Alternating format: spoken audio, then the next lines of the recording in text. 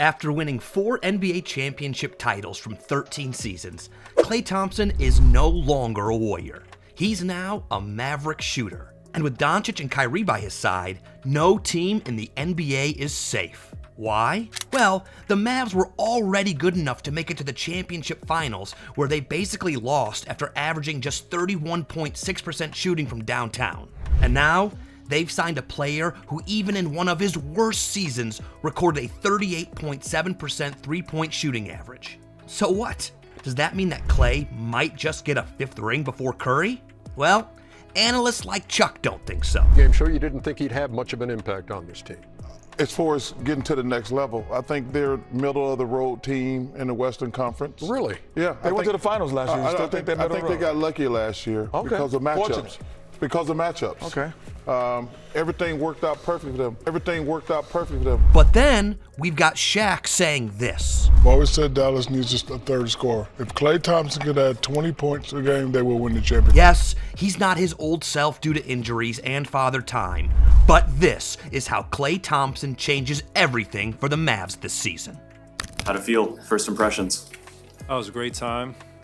I was nervous for like 4 days, so I haven't been that nervous, I don't think, since the 2015 Finals Game 1. So it felt so good just to get out there and play and work those jitters out, because it was a new experience, and it's a natural feeling when you've been somewhere so long to be somewhere new, a new environment. And Dallas, the new environment, ranked 13th in the league in three-point shooting last season, but came 2nd in three-point attempts.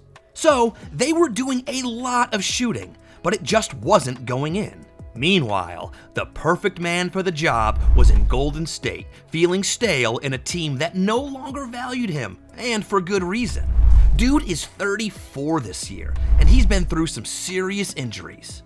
But most importantly, the Warriors already had their eyes on his replacement. But we'll get into that later.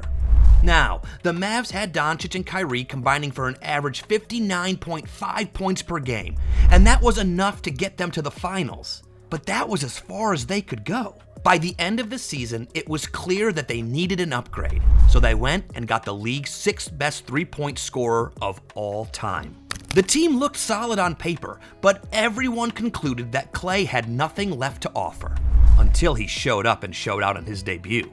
By the end of his season opener, he had already broken a franchise record for most threes. But more importantly, so far, Klay has averaged 19.7 points, 4.7 rebounds, and 1.3 steals per game, while shooting 45.5% from downtown.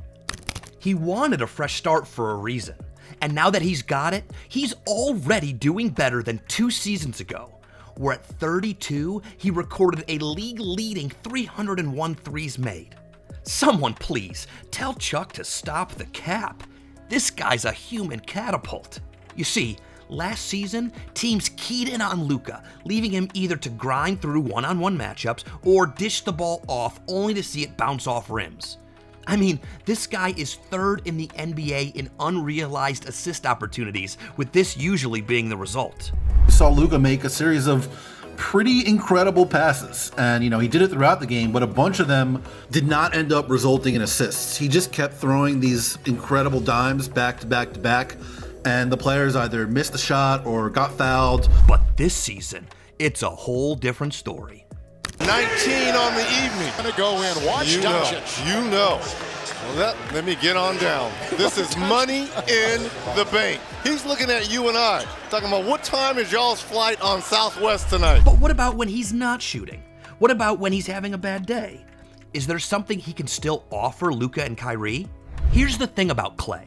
When he's out there moving without the ball, defenses panic. They know they can't just sag off him. If they switch, boom, Luka or Kyrie get an open lane. If they hedge, Klay has an open look, and we all know that's basically money in the bank. Remember, In catch-and-shoot situations, Klay hit over 45% of his wide-open threes since coming back from injury. And can you imagine Luka driving inside, throwing passes with more no-look than a Vegas magician, and it falls to Klay? 3 out of 5 times, this is what's going to happen. The third quarter and open this thing up. Uh-oh, he's open. That's finding the bottom. This means defenses are stuck in no-win scenarios. Either they collapse on Luka and leave Klay open, or they play it straight and let Luka feast in the paint. Then, there's Kyrie out there dribbling like the ball's attached to him on a string. While Luka's using his size and vision to bully and finesse his way through defenses, Kyrie's more of a slasher, being one of the best 1v1 attackers in the NBA. With Klay as their spacing genie, defenses wouldn't know which way to cover. Just imagine Klay moving without the ball, darting around screens, pulling defenders along like a magnet. His constant movement opens up lanes for both Luka and Kyrie to penetrate or create shots off screens. And that would be an NBA checkmate. But of course, it's not all sweet sailing, because they still have to defend, and that's one major problem. Can Klay still guard? I can guard, and I'm just excited. I still think I can do what I've been able to do, and it's just about being in the best shape I can possibly be, but I know I can help this team, whether it's the knowledge I've gained. You're not alone if you doubt Klay's ability to help out defensively. I mean, just look at Edwards here during the 4th game. Edwards one-on-one with Thompson, makes his move. Oh, that's crafty! Sends for Anthony Edwards, but let's not forget the bread and butter. No, and Irving and Doncic, he's going to get a lot of good looks. Those guys are great creators. Edwards. Oh. But look, in the first game against the Spurs, he started off with some stellar defense on Wemby, collecting 2 steals within the first couple of minutes before kicking off with his offensive game. Yes, he won't be as fast as he used to be, but his timing and positioning can still make a difference. And that's not even the best part. Helping a defensive-minded PJ Washington become a better shooter is. There's no doubt that PJ Washington can guard nearly any position.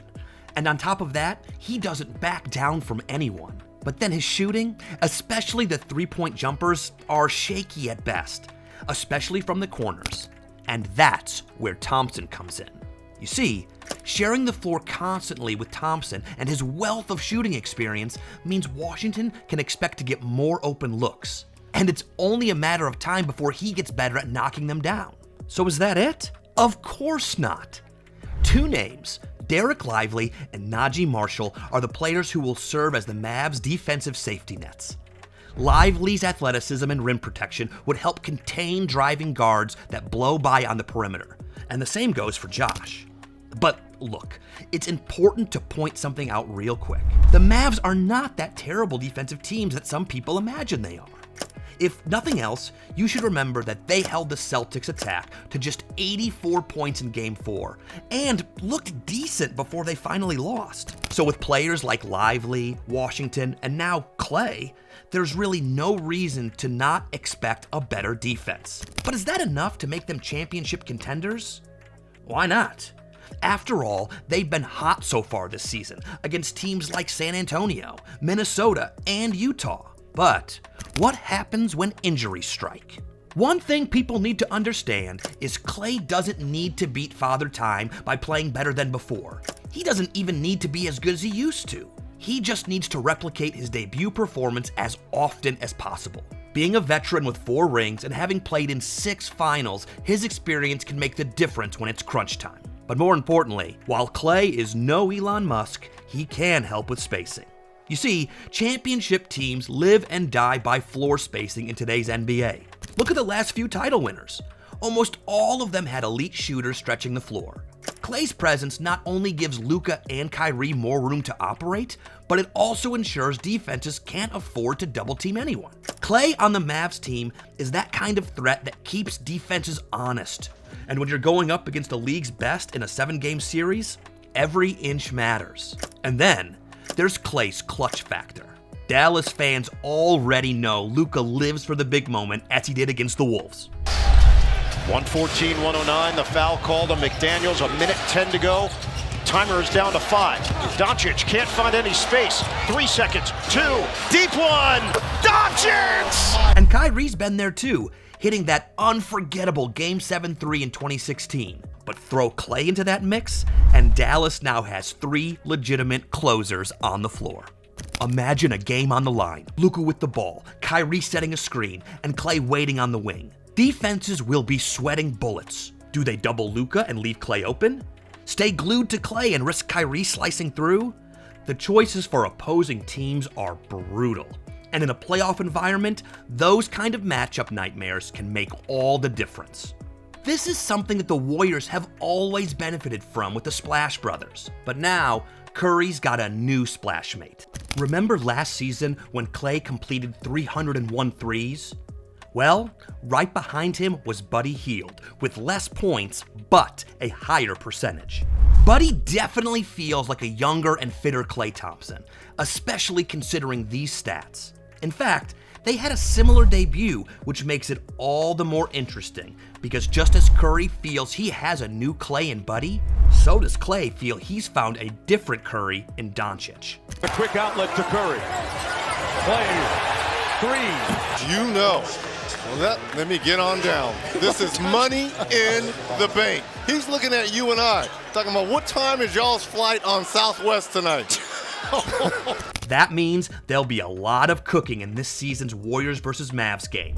But do you think that Klay can't get a 5th ring before Curry? Let us know in the comments. And if you think Klay Thompson changes things for the Mavs, another guy in Texas changes a lot for the Spurs. Watch how Chris Paul changes everything for the San Antonio Spurs next.